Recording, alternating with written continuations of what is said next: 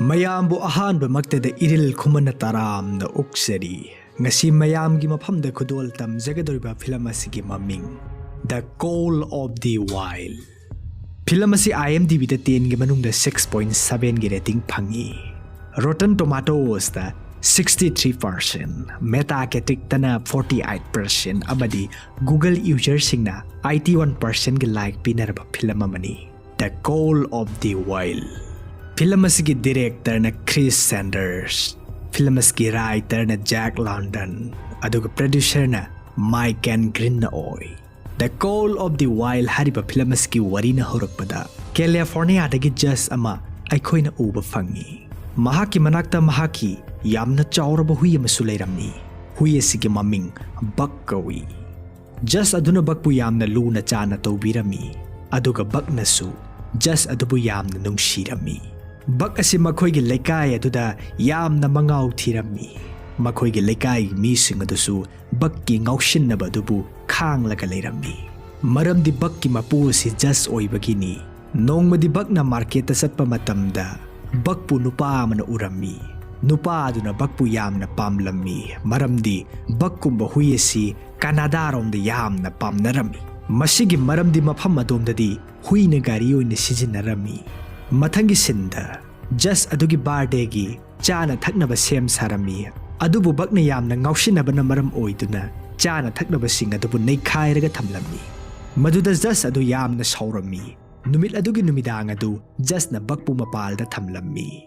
Matam maduda Buck na yum manung aduda sangnaba lambi amata leiramde. Ngaihakki matungda Buckpu miyoi amana kauruklami. Miyoi asi just ki yumda thabak inkhang suduna leiba miyoi amani. Just ki yumda thabak shunaba thamba miyoi aduna Buckpu kaurami. Aduga Buckta chanaba potlama ullaga sagon gari manungda chanaba potla dubu langsilami. Buck adusu sagol gari manung aduda sanglammi. Matam maduda sagol gari adugi thong adu thingzillami.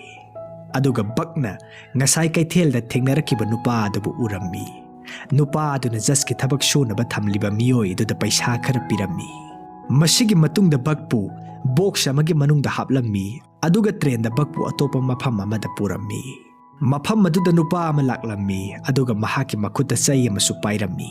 Nupa aduna Buckki box adubu hangdoklami. Matam maduda Buckna nanthoknaba hotnarami. Adubu nupa aduna Buckta saina kalammi.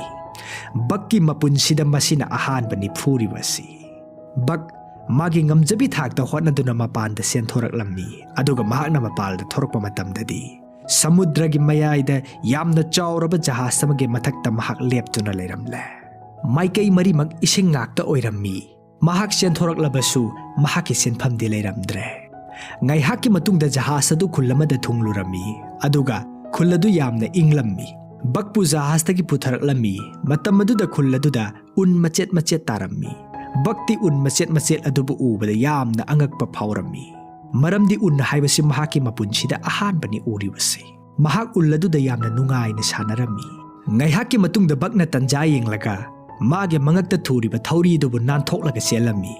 Buckna sum selakpada nupa amaga thengjinarami. Nupa adugi maming John kawi.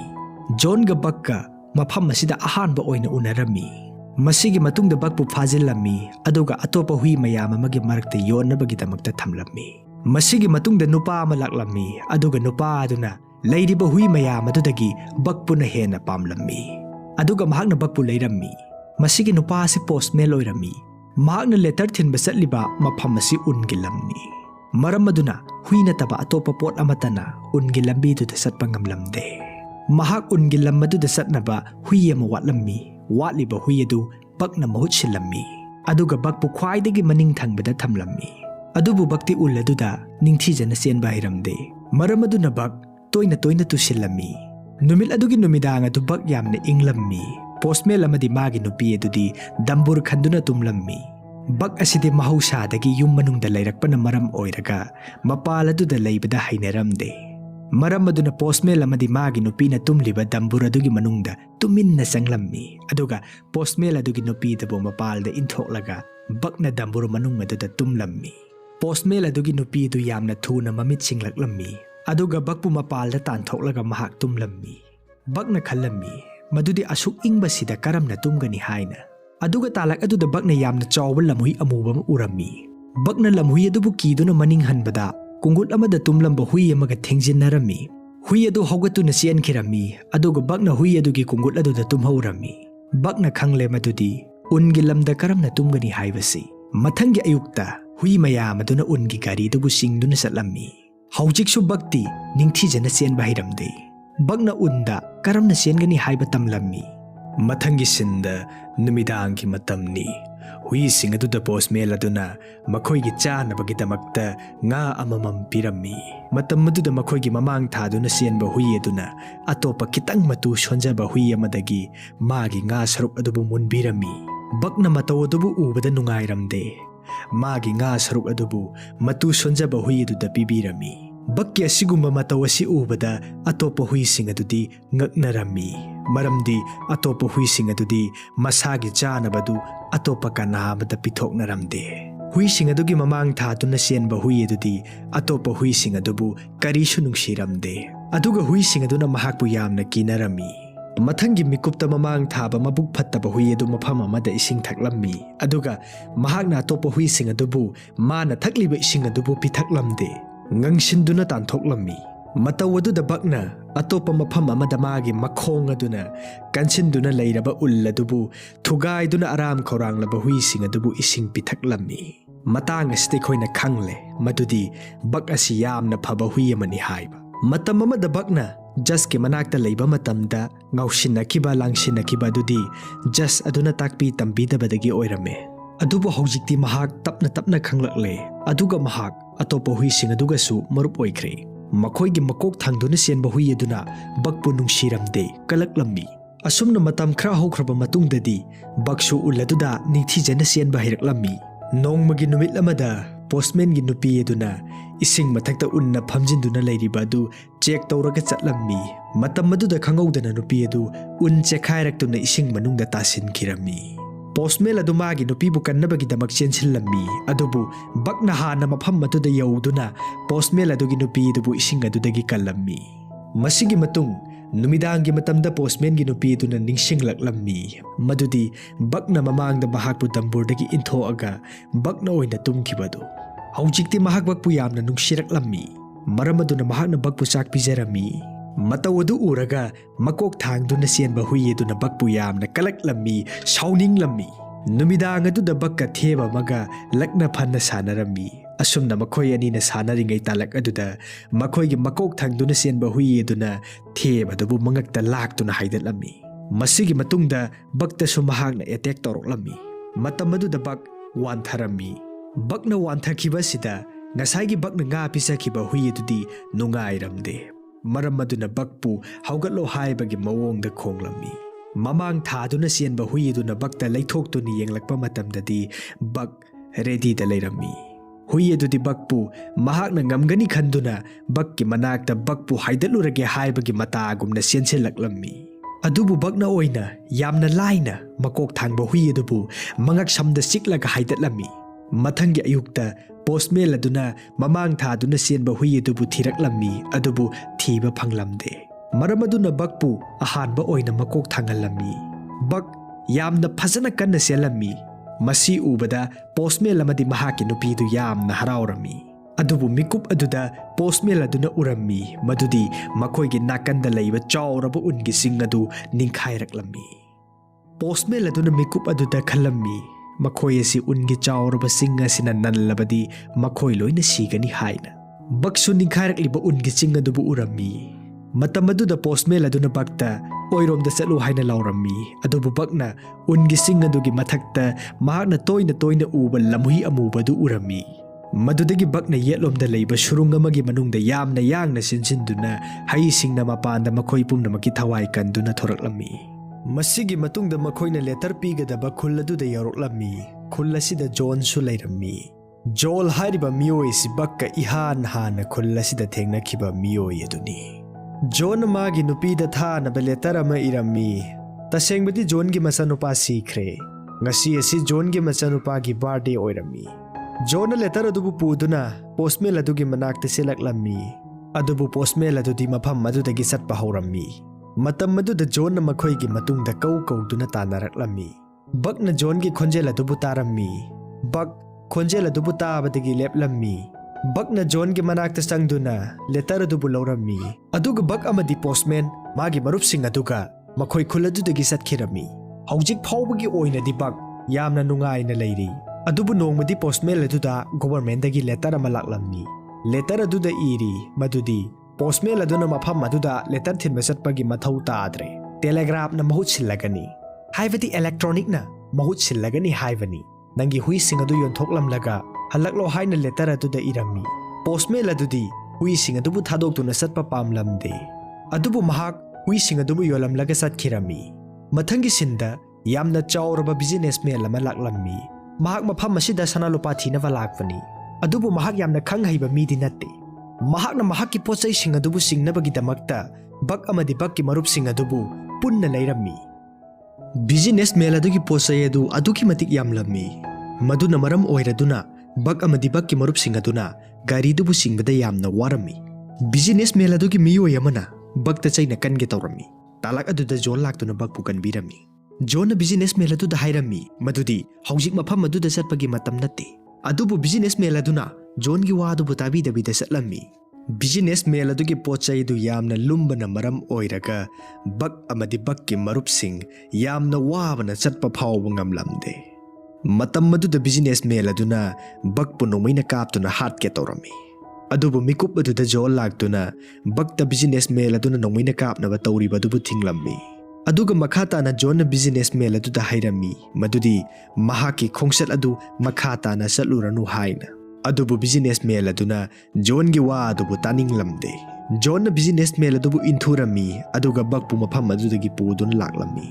Bak yamna wakibana maram oiraga numit nini gi matungda gyan taraklammi.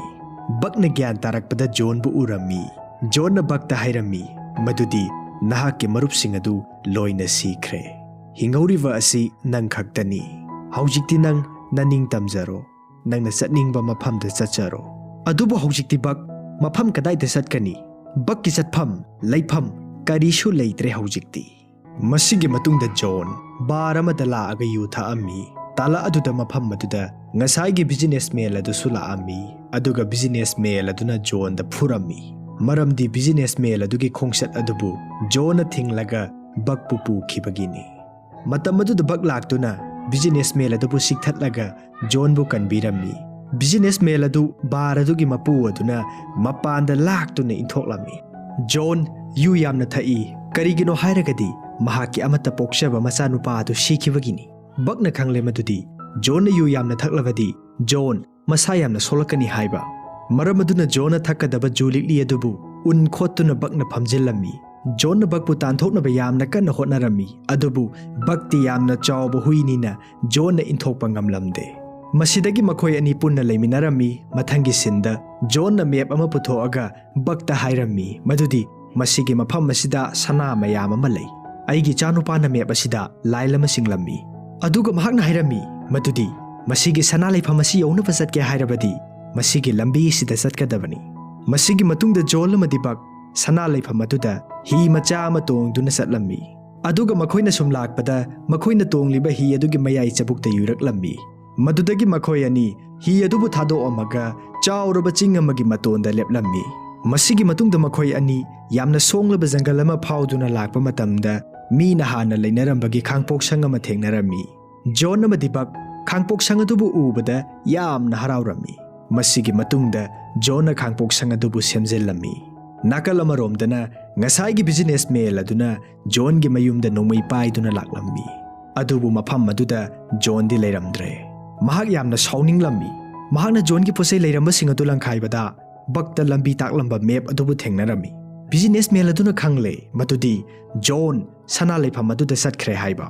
Mathangi sinda John amadi bak turel amada irujarammi. Matam aduda John na apikpa sana matum mama phanglammi.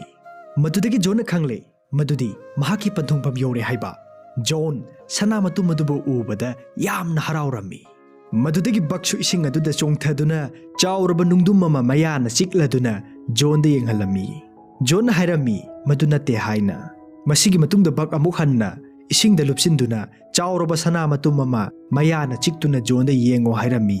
Adubu John na yenglaktabadagi bakki wakhanda chauraba sana matumadu nungdum moina khalladuna amuk hanna thadarami aduga talak aduda bakna ngauba machugi lamhui ama urami bakna lamhui adubu tanarami mafam asida lamhui mayam amasu lerami mathangi sinda lamhui mayam aduna turel amabu landuna satnaba hotnabada mamang thaduna satliba lamhui adu nung amada nanthuduna turenda tasilami tasiliba lamhui adu bakna su urami madudagi bakna lamhui adugi mathwai kanbirami masigi matungdagidi bak lamhui sing aduga marup oikhirami matam ayamba matamda bak lamhui sing aduga leminarami adubu John gi damak bakna numit khudingi chanaba sanga phaduna puraklami mathangi sinda John bak leitavanina mathanta tarak leirami nakalama romda baksu John bu ningsinglaklammi madudagi yam thuna John gi manakta laklammi aduga bakna John gi manakta tumlammi mathangi sinda mamangi angauba machugi lamhui adu laami bak lamhui adubu ubadagi lamhui adugi manakta sangsillammi tasengnamak bak lamhui aduga leminabada yamna nungaijarami John su bakna pamjaribadubu khanglammi haibadi bak hojikti magi marup mapang kya ama thengnare masigi matungda John gi yamlaba sanamatum mayam ama lerammi adubu John sanamatum singadu khara amadi turenda langthoklammi aduga sanamatum khara amana mahaki oina thamjilammi aduga John bakta hairami nang aigya sengba marupni nang hojikti nangi marup mapang singa su thengnare aduna nang makhoiga nungaina lemina horo aidi hayeng eukta sakrage bakna wafam asibu tabada yamna nungairamde adubu thamoi kaina bak magi lamhui angaubi dugi manakta satlammi numit adugi numidangda John mathanda leiba matamda karigumba mi lakpagi makhol ama tarami John na thoktuna kananu yenglammi matam aduda khangaudana John tamna nungmei kapsilaklammi adubu John leibak phabadagi palhauramde nakalamromda baksu nungmei makhol adubu tarami aduga nakalamromdana John soidana magi laten thangmeidu makhada ta atuna khangpok sanga du mai chaklammi John ga business mel aduga nungmei munarami business mel aduna naha oibanina John bu khara laksharami business mel aduna John ki pukshekta nongmei na kaplami business mel aduna John da sana piyo haraklami John na magi purikhaw degi sana khara lokthoroklami matau adu da business mel adudi ngakpana loirami business mel asi tasengbadi mafam asida sana thiba lakhibani business mel aduna John bu nongmei na amuka sukapna batorami adubu talak aduda bak laktuna business mel adubu mai chakliba khangpok sang aduda insillammi mafam aduda business mel adugi aroiba mikup haibadu oikhirami aduga John su nongmeina pankibanina mahaki aroiba sor hollammi aduga John bakta hairami nang hojikti nangi mari mata thengnaraba natra nang hojikti nasana hingnaba hotnajaro asumna hairamaga John mafam aduda mahaki aroiba mikup haibadu oikhirami masigi matungda bak lamhui angaubaduga satminakhirami haibadi lamhui angaubadu amom oirami asumna matam khra hokraba matungda bak amadi mahaki lamhui angaubi dugi macha ani masu leirami aduga mafam adugi lamhui singi leader su bakna oikhirami bakna sanga gi mafam asibu luchingduna palammi asumna the call of the wild hariba film asigi wari asi matanga swaida loishin kirami film asi phairen gi tang kunmathoi kumja lisingani kunda USA da release tauki film asida John gi saktam langliba ahal asigi maming Harrison Ford kawi aduga film asigi villain businessman gi saktam langliba Englishman asigi mamingna Dan Stebbins aduga postman negro adugi mamingna Omar mayam adudi matang asida kaina yathang nijari aina film asigi wari libada shoikiba lankiba taba nungaitaba wahi wata yaurabasu mayam na ngakpiu haiba wafam asi thamjari